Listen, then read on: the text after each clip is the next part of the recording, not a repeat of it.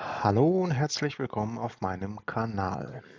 Heute schauen wir uns etwas Neues aus dem Hause Echo an, und zwar die Crystal Silver U1 Switche. Echo hatte mir diese Switche zum Test zur Verfügung gestellt gehabt. Es gab jedoch gar keine Angaben bzw. Einschränkungen oder Vorgaben, wie dieser Test ausfallen soll, was ich berichten darf und was nicht. Also ich werde ausführlich die Switche testen. Wir schauen uns das Ganze an. Ähm, Alle Daten, alle Details, wie die klingen und insgesamt, was die Switche dann so hergeben. Viel Spaß! So, dann kommen wir einmal zu den Switchen selbst. Ne, schon ein bisschen ausgepackt, wie üblich von Echo top verpackt. Ne, also die Originalverpackung ist wie immer ein Erlebnis bei Echo. Danke dafür. Jetzt schauen wir uns einmal den Switch selbst an. So, was haben wir? Wir haben ein schönes, transparentes Gehäuse aus Polycarbonat. Der Vorteil an diesem Gehäuse ist einmal die RGB-Strahlung, dass diese dann auf der Platine, also beziehungsweise auf der Platte obendrauf, wirklich in alle Richtungen ausstrahlt. Ne? Also ihr habt dann wirklich einen sehr schönen RGB-Effekt. Was man auch nicht vergessen darf, hier vorne haben wir so eine Solo-Einheit, eine Abdeckung, die hier einmal eingeführt wurde. Diese verstärkt nochmal sozusagen diesen RGB-Effekt in Richtung Süden, also in südliche Richtung, zu dir, beziehungsweise zum Auge des Betrachters, weil da nimmt man natürlich auch die ganzen Effekte dann am besten wahr. Ne? Es gibt ja welche, die auch nach Norden gerichtet sind, aber wie gesagt, also ich bin ja auch nicht wirklich der RGB-Fetischist. Ich betreibe meine Hardware meistens immer in ausgeschalteten Zustand. Ja, aber wie gesagt, also nice to have, ne? Ähm, Sollte man einmal erwähnen. Wir haben 5 Pins, ne? Also die sitzen wirklich sehr schön auf der Platine. Ähm, ja, also von äußerlichen her kann man nicht wirklich viel mehr sagen, außer natürlich, dass man jetzt den Auslöser bzw. den Test einmal durchführt. Ich weiß nicht, inwiefern das Mikrofon dann einmal das Geräusch wahrnimmt. So hören Sie sich aber an. So, dann schauen wir uns einmal den Switch von Ihnen an. Also ich habe das Ding einmal hier schon mal geöffnet.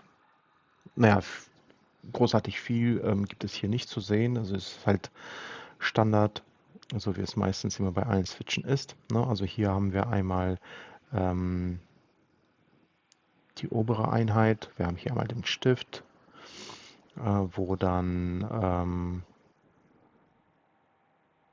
die Feder festgehalten wird. Hier oben haben wir eine Öffnung, da wo, wie gesagt, diese Solo-Einheit bzw. die Abdeckung dann einmal zwischengeschoben wird oder eingeführt wird. Da ist die Feder selbst und auch die untere Einheit. Hier haben wir das Schmiermittel. Die Dinge sind Fabric Looped.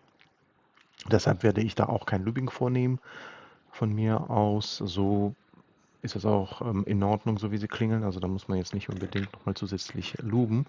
Und da ist nämlich das Ding, von dem ich gesprochen hatte. Ne? Also wie gesagt, das verstärkt dann nochmal die RGB-Effekte. Ne? Genau. So viel erstmal zum Switch selbst. Ich werde die Switch jetzt einmal hier verbauen. Das ist 5075 ebenfalls von Echo. Die Tastatur. Diese habe ich Hole-Moded, diese habe ich Tape-Moded. Da habe ich darunter noch eine Trittschalldämmung eingeführt oder beziehungsweise verbaut, damit halt der Sound noch ein bisschen stumpfer ist. So, was habe ich denn noch gemacht? Hole-Mode habe ich gemacht. Ja, und die Stabilisatoren natürlich auch geloopt. Ne? Looping ist von Glorious. Die Keycaps sind ebenfalls PBT von Glorious. Ne? Ja, dann hören wir uns einmal an, wie die Switche klingeln. Viel Spaß!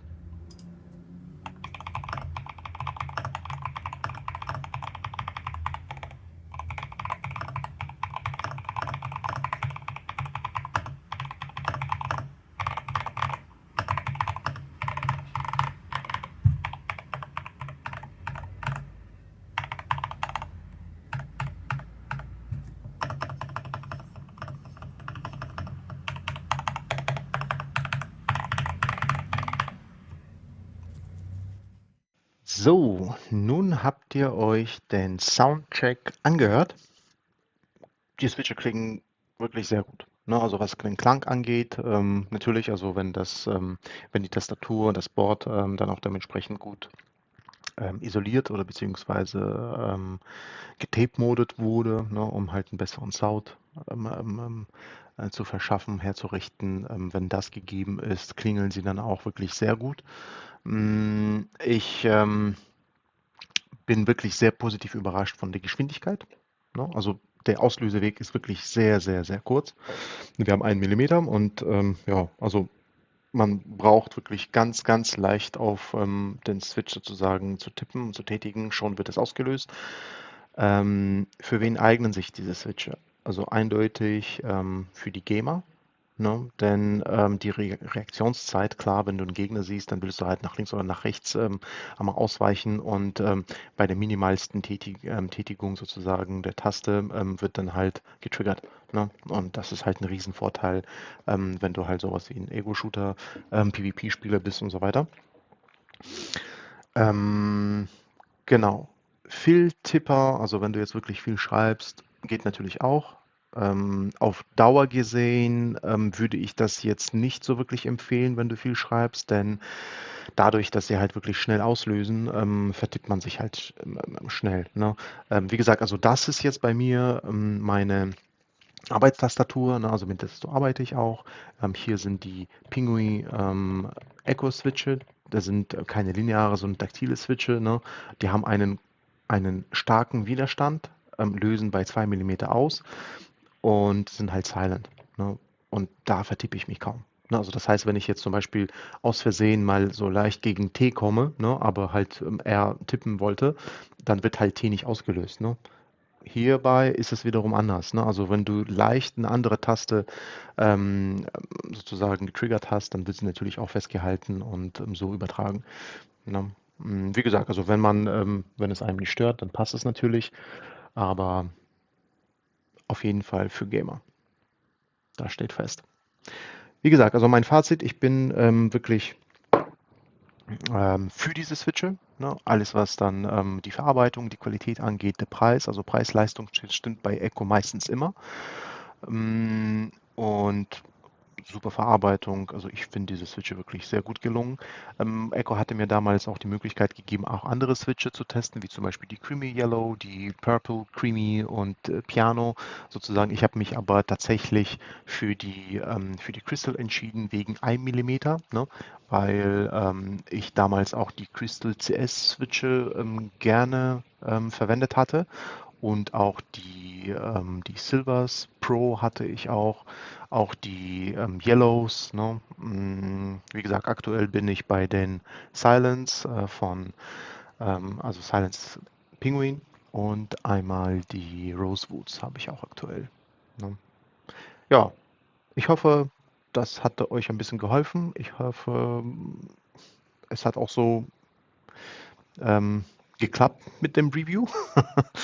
Ja, für ein Like würde ich mich freuen und viel Spaß mit den Switchen, falls ihr euch welche zulegt. In dem Sinne, ciao Sie zusammen.